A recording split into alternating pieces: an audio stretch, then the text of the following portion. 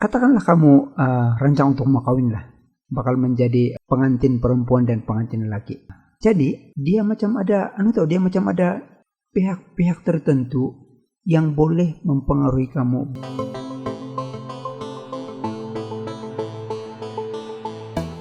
Ya halo guys. Guys, kita berjumpa lagi dalam video pada kali ini guys. Nah guys, mana sudah kita nih guys? Hari ini kita punya pelajaran era di sini guys. 1.2, 1.21, 1.22. Persekitaran perniagaan. Dia ada dua, umum dan tugas. Apa benda yang umum dan tugas ini guys? Beginilah, mari saya bercerita dulu. Yang ini. Kan saya cakap tadi umum dan tugas. Paling senang contoh dia begini lah guys. Katakanlah kamu rancang untuk mau kawin lah. Bakal menjadi pengantin perempuan dan pengantin laki. Jadi bila kamu hendak melangsungkan perkawinan itu, dia macam ada pihak-pihak tertentu yang boleh mempengaruhi kamu, boleh menolong kamu dalam membuat keputusan. Contoh, saya bagi contoh. Ini ibu bapak. Kamu tahu kok guys, dalam urusan perkawinan kamu itu, ibu bapak adalah orang yang sangat rapat dengan kamu untuk buat segala sesuatu. Apa aktiviti mau dibuat, di mana, apa perancangan dia, belanja kawin macam mana, apa dia punya menu makanan. Kita punya ibu bapak ini banyak memberi pandangan dan cadangan lah. Kan. Selepas itu, selain daripada ibu bapak, adik-beradik. Kan, masih ingat adik beradik? Dia akan banyak menolong kamu, kasih pasang game di luar kah, kalau yang laki-laki itu kan, yang perempuan pula akan jadi pengiring kah, macam itu semua yang anak-anak kecil itu pula akan jadi pembawa cincin kah, dan sebagainya lah, kan. Jadi maksud dia kan, pihak-pihak ini adalah pihak-pihak yang rapat dengan kamu dan banyak mempengaruhi berjalannya aktiviti kawin kamu itu dengan lancar atau tidak. Dan seterusnya, siapa? Uncle-uncle, anti-anti, kajen-kajen pun juga memberi sumbang saran, ide, malah keuangan, kasih pinjam kereta, segala-gala. Jadi ini ialah orang yang rapat dengan kita, yang memberi sumbangan kah, pendapat kah, ide kepada majelis perkawinan kita. Selain dari itu, ada juga orang yang jauh sedikit dari kita. Tidak terlalu rapat. Contoh jiran. Pun dia memberi pandangan juga itu. Datang, pergi, tengok kita punya persediaan. Kan, kamu macam mana. Di mana kamu melangsungkan nanti. Classmate kamu pun secara langsung. Mungkin dia akan beri dia beri sumbangan idea. Kau punya baju kawin mesti begini ya. Contoh kayak gitu. Schoolmate, orang kampung, masyarakat setempat di mana kamu kawin itu. Jadi, maksud dia guys, bila kamu melangsungkan perkawinan ini, dia punya pengaruh-pengaruh luar, bukan dalam diri kamu, tapi yang rapat dengan kamu. Keluarga, adik-beradik, uncle-uncle, anti-anti kajian itu, sangat mempengaruhi kamu punya perjalanan majelis tersebut. Kerjasama di orang, pertolongan di orang, doa di orang. Dan yang sebelah kiri ini pula, pun juga sangat mempengaruhi kelancaran perjalanan perkawinan kamu. Biarpun jadi penonton saja. Sokongan moral orang bilang itu. Mungkin pergi tempat-tempat majelis kamu kawin itu sebagai penyanyi kah. Contoh dia macam itu. Tapi walaupun diorang ini bukanlah rapat sangat dengan kamu. Tidak serapat keluarga kamu ini. Tidak serapat keluarga kamu yang ini. Tapi dia sebanyak sangat-sangat mempengaruhi juga dengan kelancaran, kemeriahan. Itu. Tapi mungkin cerita saya ini agak berbeda sedikit lah masa COVID ini, tapi kita anggap saja yang COVID akan hilang dan yang pernah hilang sebelum dulu. Guys, jadi perniagaan pun begitu juga hal dia.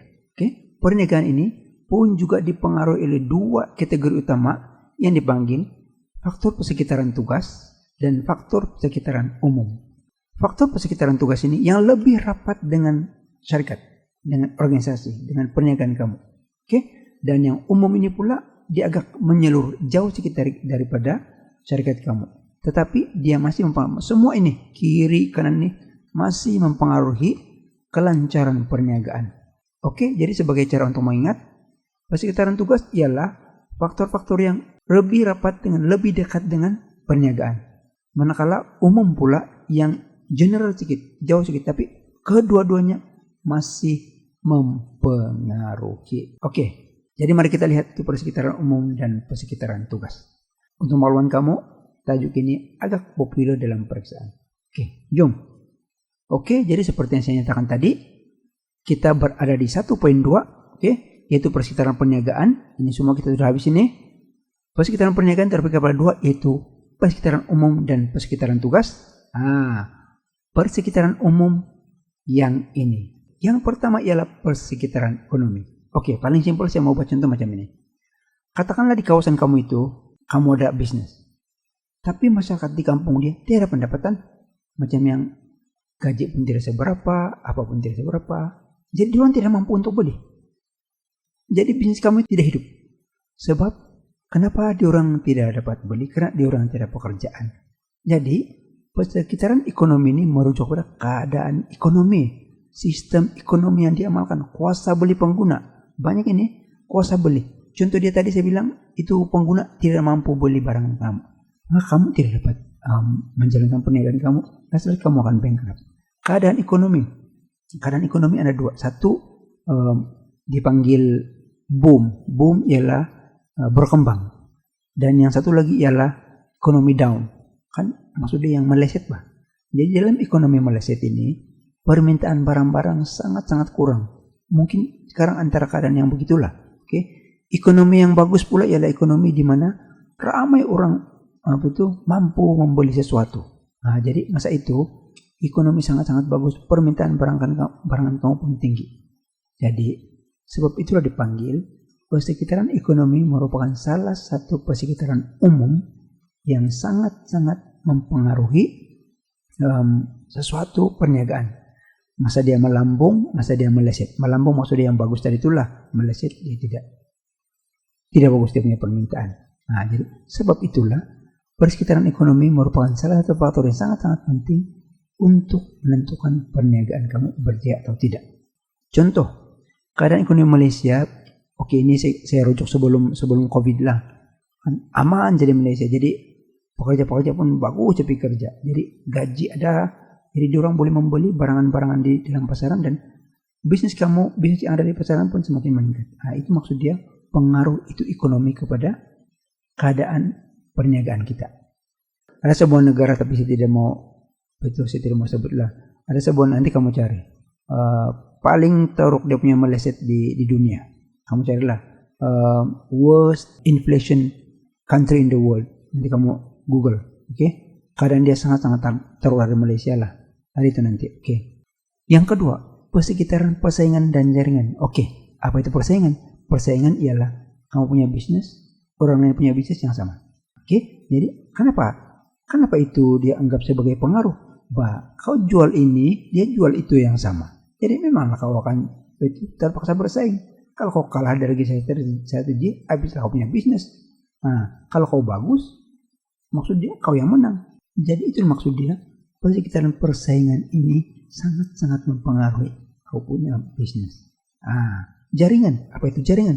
Jaringan merujuk kepada hubungan antara perniagaan dengan pihak lain, bank. Oke. Kalau kamu kasih kembang kamu punya perniagaan, kamu mesti ada connection yang bagus dengan bank. Senang untuk mendapat punya modal untuk menambah perniagaan. Media, oke. Pembekal. Media ini itu dia punya orang yang membuat liputan kepada perniagaan kamu. Pembekal orang yang membekalkan. Oke. Jadi itulah maksudnya jaringan. Kalau jaringan kamu dengan pihak-pihak ini bagus, maka besar kemungkinan syarikat kamu tiada masalah. Jangan pula tiba-tiba besok keluar, oke, syarikat ini menipu pelanggan, habis yang kamu punya perniagaan. Itu yang kedua. Yang seterusnya ialah persekitaran sosio budaya. Kamu ingat sosio budaya pun sebenarnya salah satu yang sangat-sangat mempengaruhi kamu punya perniagaan. Oke. Persekitaran sosio budaya merupakan nilai budaya, amalan, etika penduduk, nilai bersama suatu kaum dan perubahan populasi. Oke.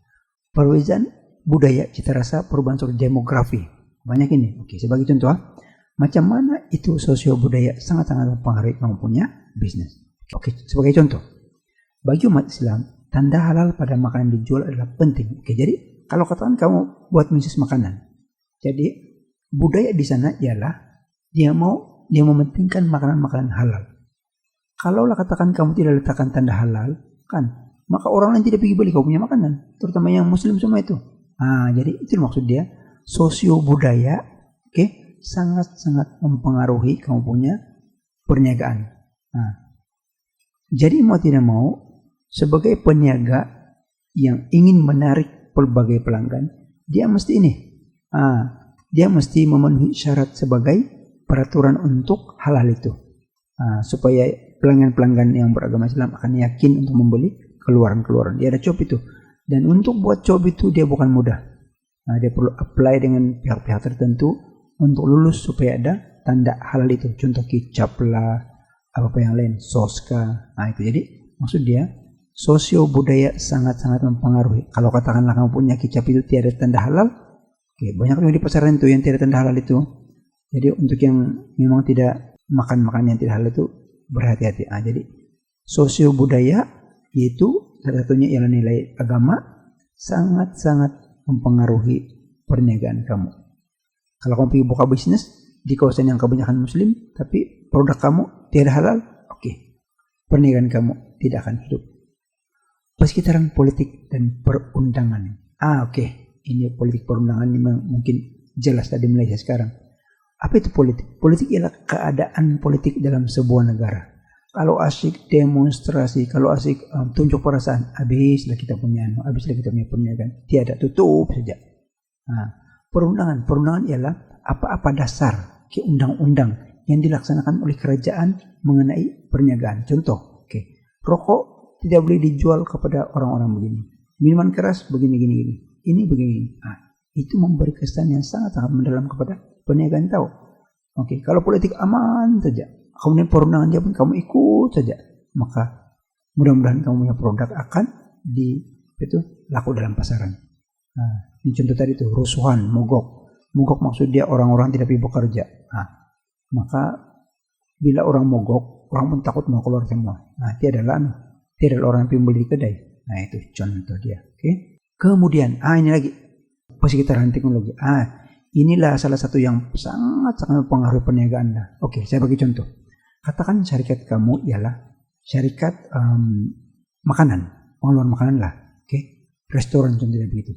Jadi kamu punya menu itu kebanyakannya menggunakan kelapa. Jadi kamu memarut itu kelapa menggunakan pemarut manusia, yang old fashion punya pemarut. Macam mana lah mau cepat itu kalau satu kelapa itu mungkin 10 menit baru siap. Tapi dengan adanya teknologi pemarut kelapa, yang pakai elektrik itu, itu saya rasa satu kelapa 2 menit, 3 menit mungkin belum siap. Jadi persekitaran teknologi ini mempengaruhi dari segi kecakapan kamu untuk buat suatu kerja. Kalau katakanlah ada seorang pekerja kamu mengukur kelapa, siap semua sebab dia ada mesin. Kalau katakan dia tidak pemarut, maka seorang pemarut kelapa tidak cukup. Terpaksa ambil lagi satu pekerja lain. Atau mungkin dia akan ambil 2 hari untuk ukur itu kelapa, parut itu kelapa saja. Jadi persekitaran teknologi sangat-sangat mempengaruhi kamu punya perniagaan. Dengan penggunaan teknologi, maka kebanyakan kerja-kerja kamu boleh dipercepatkan. Contoh lain mungkin yang berlaku di luar negara, diorang membajak itu dia punya ladang kan pakai helikopter. Kamu itu terhoyang-hayang mengangkat itu bajak pergi tengah sawah, diorang pakai helikopter saja guys. Begitu. Ada itu begitu. Itu pun sekarang teknologi sangat-sangat mempengaruhi sesuatu bisnis, suatu perniagaan. Kemudian persekitaran prasarana. Apa itu persekitaran prasarana? Kemudahan akses yang disediakan membantu aktiviti, contoh sistem pengangkutan, kemudahan logistik, utility, itu telepon, internet, email, semua itu kan. Dengan adanya prasarana, kamu pesan kau punya barang daripada pembekal. Bos, halo, punya cepat begitu? Kasih email saja, kasih WhatsApp saja. Dengan adanya persekitaran prasarana, senang. Bos, saya mau 20 kg ayam, hantar. Senang sebab dia jalan raya. Coba kalau bos tidak jalan licin lagi pakai pakai jalan itu gravel saja habis. Nah, jadi maksud dia pekerjaan prasarana ini sangat-sangat mempengaruhi kamu punya kemajuan bisnis. Kalau kamu punya sesuatu kawasan itu lengkap dengan prasarana, oke, maksud dia baguslah, bisnis kamu akan turut berkembang. Contoh lain ini, elektrik. Kalau elektrik di tempat kamu itu stabil saja, maksud dia kamu punya bisnis, contohnya bisnis es krim kah, bisnis apa-apa lah yang memerlukan es begitu, sentiasa oke ya, sebab listrik sentiasa ada. Kadang-kadang tiba-tiba tiada listrik satu hari, habis itu ayam semua busuk, habis itu es krim semua itu, habis semua itu es krim lebur, cair. Nah, jadi maksud dia persekitaran prasarana sangat-sangat mempengaruhi kejayaan sesuatu bisnis. Ada cantik itu prasarana, senang untuk angkut-angkut, senang untuk berhubung, senang untuk mengantar. Sebaliknya, yang terakhir untuk persekitaran umum ini ialah persekitaran antara bangsa. Apa itu persekitaran antara bangsa? Merujuk kepada faktor-faktor seperti dasar perdagangan. Ingat perjanjian-perjanjian semua ini, undang-undang perniagaan yang melibatkan 2 buah atau lebih negara. Contohnya Malaysia dengan China. Banyakkah Malaysia punya perdagangan dengan China? Malaysia menghantar kelapa sawit, China pula menghantar barang-barang elektronika, barang-barang elektrik. Nah, jadi kalau katakan ada persepahaman di sana, ada Memorandum of Understanding, MOU, itu biasanya tanda tangan oleh menteri luar. Nah, jadi senanglah. Dasar perdagangan oke.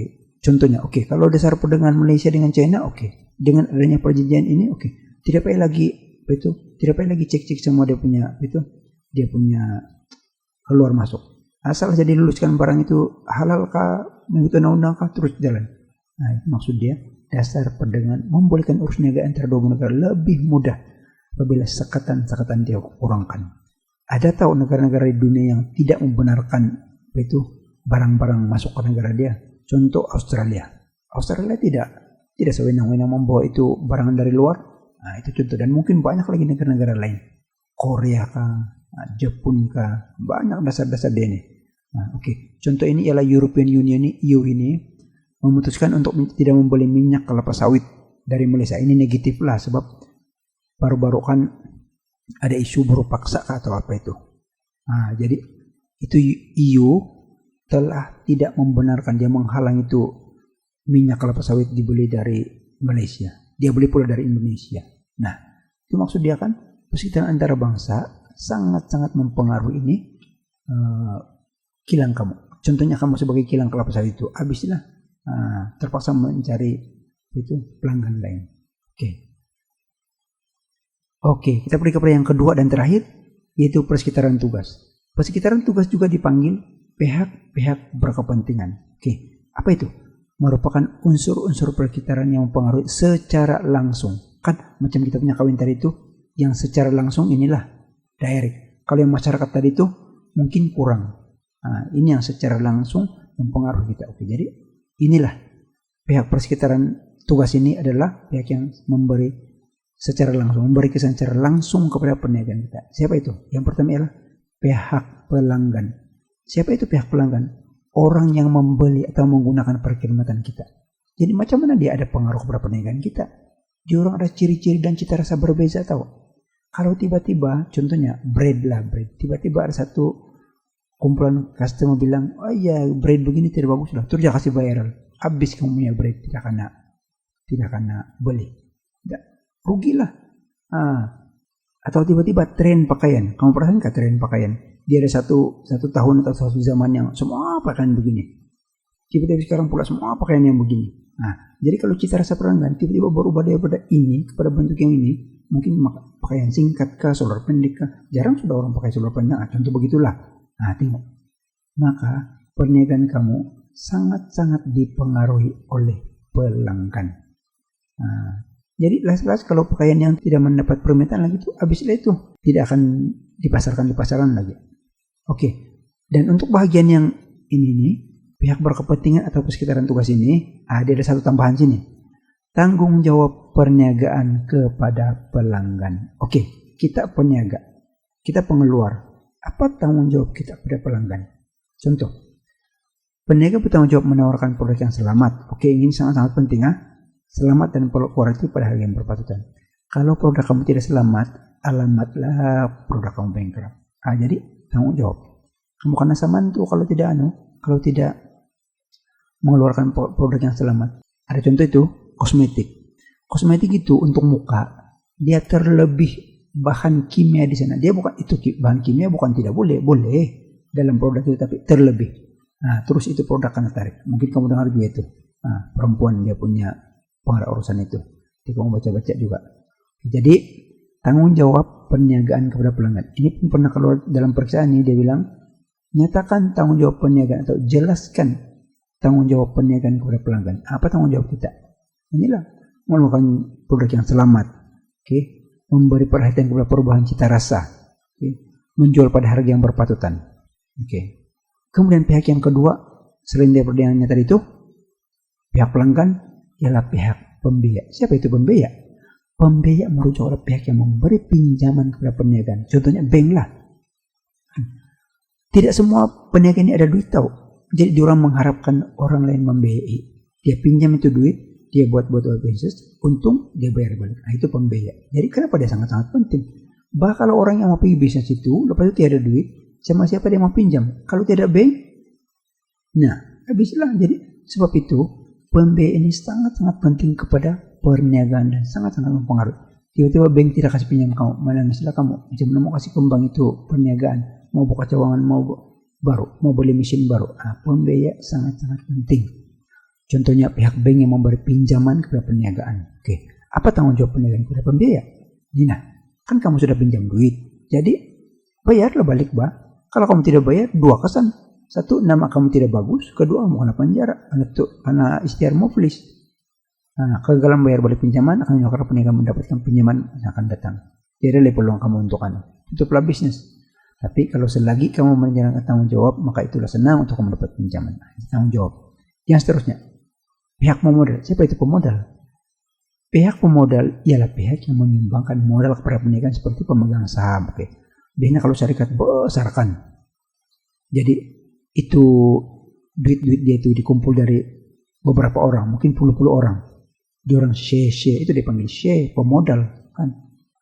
Untuk dijadikan sebagai modal kepada perniagaan dan dia orang share itu untung. Dia lantiklah dia punya ahli lembaga pengarah apa semua pekerja-pekerja dari atas sampai bawahan.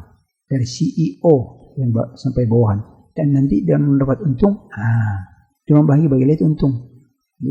Adalah dalam perjanjian di apa semua itu. Itu pemodal ialah orang yang mempunyai orang yang menyumbangkan modal kepada perniagaan. Apa tanggung jawab perniagaan kepada orang yang memberikan modal? Berhabis kasih kasih maju itu syarikat. Kalau kamu berhabis kasih maju syarikat, maka syarikat untung, kamu pun dapat juga punya pulangan, kamu dapat bonus, dividen, kan kamu dapat terus bekerja. Kalau kamu tidak kasih maju syarikat, itu syarikat bankrupt, kamu pun kena buang. Jadi tanggung jawab ialah berusaha memaksimalkan kekayaan pelabur atau pemodal yang merupakan uang. Kegagalan perniagaan membayar faedah dividen akan kekayaan pelabur akan menarik dari perniagaan. Apa punya perniagaan ini bankrupt, saya tidak mau lagi melabur lah. Kalau kata Anda tidak mau melabur lagi, tiada duit syarikat. Bila tidak ada duit syarikat, kamu pun akan bankrupt. Itu tanggung jawabnya. Pihak pembekal, pembekal kamu tahu kan. Contohnya, katakan KFC lah, saya ambil contoh KFC. Pembekal dia siapa? Kilang-kilang ayam, itu syarikat-syarikat peternak ayam. Jadi pembekal adalah pihak yang membekalkan input bahan mentah. Kalau kursi, kayu. Macam itu. Jadi bekalan yang berterusan dan cekap memberikan ide di sebuah perniagaan berjalan. Kau pernah dengar KFC kehabisan ayam? Setakat ini belum pernah kan. Kalau tiba-tiba habis ayam, terus kena tulisannya KFC tidak ayam. Macam mana kamu tidak makan KFC? Jadi tengok, pembekal sangat-sangat penting. Jadi itu ayam sentiasa ada, ataupun lain-lain pun. Kalau katakan kamu bisnis menjual minuman, itu orange masih sentiasa ada, gula masih sentiasa ada. Itu tempat dia itu gelas dia sentiasa ada. Kalau tiba-tiba kamu jual minuman, habis itu gelas. Terhentilah kamu punya berhentilah kamu punya perniagaan pasal itu tidak ada pembekal dia. Begitu. Apa tanggung jawab perniagaan kepada pembekal? Perniagaan bertanggung jawab membekalkan hubungan yang baik. Untuk menjamin bekal yang berterusan. Kasih bagus-bagus sama pembekal, Dia membekalkan kan. Jadi dia membekalkan, bayarlah dia punya terma. Kadang-kadang pembekal ini kasih kredit kasih utang sama kamu, jadi bayarlah ikut perjanjian. Kalau kan oke, ada pembekal yang bagus itu, oke, saya bagi kau dulu nih barang, kau jual dulu, nanti kemudian minggu depan atau bulan depan baru saya ambil kutip dia punya bayaran. Ikut, supaya dia akan berterus sampai bila-bila. Kalau tiba-tiba kamu tidak ikut, dia adalah orang yang mau kasih bekal kamu, maka itulah kenapa itu pembekal mempengaruhi suatu perniagaan. Pihak pesaing, siapa pesaing? Oke, pesaing maksud dia orang yang menjual barang yang sama dengan kamu dan dalam satu kawasan yang berhampiran. Pesaing ialah firma lain dalam industri yang sama. Kalau katakan menjual handphone, oke. Sana itu pesaing kamu menjual handphone, kamu pun menjual handphone. Menjual produk yang sama atau serupa atau barang pengganti di tempat yang sama. Katakan di pekan. Di suatu pekan di suatu bandar kah? Jadi untuk bersaing itu dia perlu sehat tahu. Sekarang ini banyak teknik, ada yang jahat, ada yang tidak bagus. Tapi dia punya tanggung jawab perniagaan kepada pesaing ialah bersaing secara sehat. Sebab perniagaan perlu mengetahui strategi digunakan untuk pesaing agar dapat menyaingi mereka. Perlu inovatif. Contohnya kalau katakan kamu menjual handphone, kamu layan customer kamu bagus-bagus. Bagi dia orang tempat yang bagus-bagus. Atau layan dia orang walaupun sudah habis masa. Contohnya begitu. Bila kamu menelpon customer, masih bagus-bagus itu diplomasi. Kadang-kadang itu pun salah satu strategi untuk strategi untuk mau memenangi persaingan itu. Kamu tidak boleh kasih turun harga sangat. Kalau kamu kasih turun harga sangat, orang akan pergi beli tempat kamu, tapi untung kamu kurang. Kalau kamu kasih naik pula dia punya harga, mungkin kamu banyak untung, tapi tidak orang mau beli tempat kamu sebab lebih mahal. Jadi yang boleh diubah sesuai ialah layanan, cara-cara kita itu diplomasi dengan pelanggan, itu perlu inovatif untuk bersaing. Kenapa pesaing itu merupakan pengaruh kepada perniagaan kamu? Dialah yang pesaing sama kita. Tanggung jawabnya ialah mengamalkan persaingan secara sehat, tidak memburukkan nama baik pesaing. Jadi beranulah itu bersaing secara bagus-baguslah. Itu tanggung jawab kita kepada pesaing. Jangan, dia kasih itu, jangan kamu beli sana, tidak bagus itu. Sekali kita sendiri pula yang tidak bagus. Keenam, ini salah satu pihak yang sangat-sangat mempengaruhi perniagaan kerajaan ini. Sebab dia ada cukai, dia ada undang-undang. Tentunya kalau kita punya kilang ini adalah kilang minyak, makanlah contoh dia. Jadi dia punya sisa-sisa itu mau buang di laut kah, di sungai kah? Ada peraturan semua.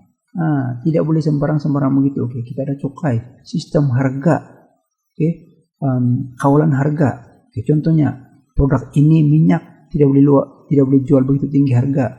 Kemudian tidak boleh terus banyak itu minyak. Itu siapa punya arahan? Kerajaan dan lesen semua lah. Kalau kamu lawan itu dia punya arahan itu, kamu akan disaman, kamu akan dipenjara, kamu punya lesen akan ditarik balik.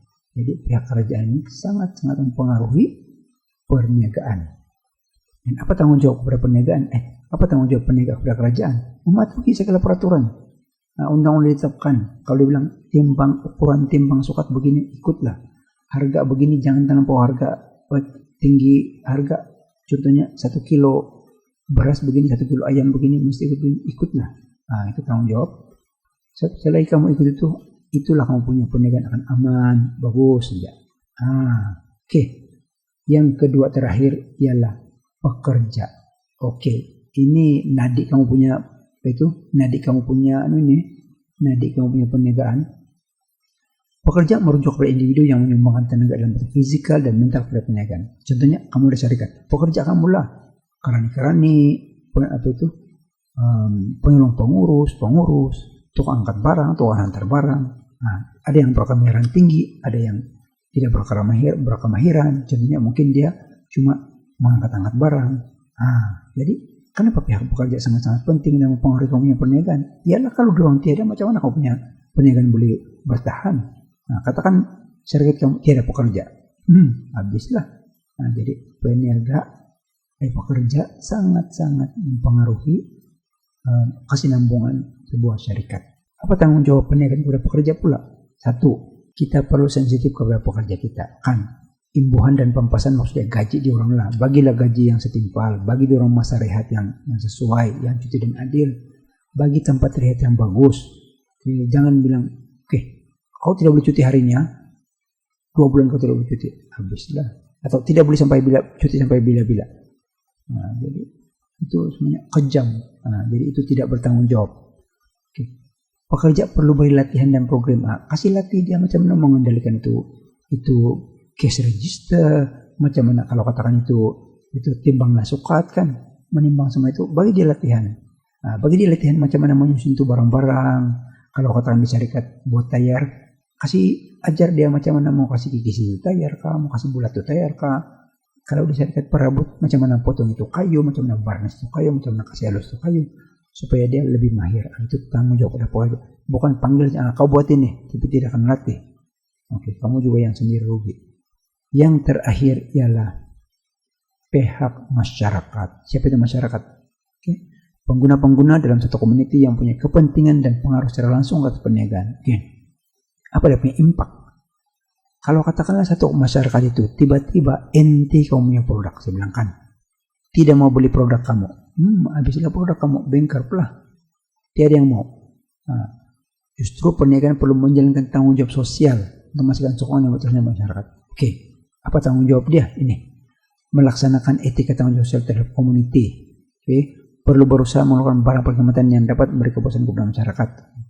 Kalau katakan barang-barang yang diperlukan itu kasih keluarlah sesuai dengan sebuah masyarakat itu. Oke, sebagai contoh, kalau katakan satu community itu, satu masyarakat itu terdiri dari orang-orang Melayu. Oke, jadi tidak patutlah kalau kita pergi buka makanan yang tidak halal di sana. Jadi itu ialah tanggung jawab perniagaan kepada masyarakat. Oke, tanggung jawab sosial kepada community. Kamu menjual minuman yang berbentuk arak, tidak sesuai. Itu ialah tanggung jawab perniagaan kepada masyarakat di sesuatu tempat. Malah perniagaan perlu berusaha mengeluarkan barangan perkhidmatan yang memberi kepuasan kepada masyarakat, yang sesuai untuk diorang lah, yang diorang kehendaki. Nah guys, jadi kita sudah habis 1.2.1, 1.2.2. Jadi harapan saya, tadi saya punya penyerangan agak tersyasul-syasul, agak lancar, agak cepat kan. Jadi saya harap sambil kamu baca itu nota yang saya bagi nanti, dan sambil juga kamu ulang balik video ini. Carilah mana-mana yang itu kamu tidak berapa paham, itu ulang balik di sana. Jadi sekian saja video saya pada kali ini. Terima kasih karena telah mengikuti video ini. Semoga telah memberi sedikit pengetahuan kepada kamu untuk menghadapi pemeriksaan. Dan jangan lupa ulang kaji sentiasa. Cara untuk kamu mau tahu sama ada kamu sudah sedia untuk pemeriksaan atau tidak begini. Contoh, katakan kalau jangan tengok buku, nyatakan faktor pengeluaran. Kalau kamu boleh sebut, lebih baik kalau kamu boleh hurai. Lepas kamu sebut apa satu fakta dia. Kan bahan mentah, hurai. Bahan mentah merujuk kepada setiap satu. Kalau kamu boleh cakap itu secara lisan tanpa tengok buku, maksud dia kamu sudah bersedia untuk menjawab pemeriksaan. Contoh apa cabaran perniagaan yang pertama? Globalisasi. Globalisasi merujuk kepada kamu boleh cerita tanpa tengok buku. Cikgu susah mau ingat itu. Memanglah kalau kamu 1 kali, 2 kali, 3 kali tidak cukup. Ulang sampai berapa kali. Itulah beza pelajar yang rajin dengan tidak rajin. Saya ulang. Cara kamu untuk mengetahui kamu sudah sedia atau tidak ialah kamu boleh sebut balik ini tanpa melihat buku nota. Oke guys, bye-bye. Jumpa lagi dalam video akan datang. Peace.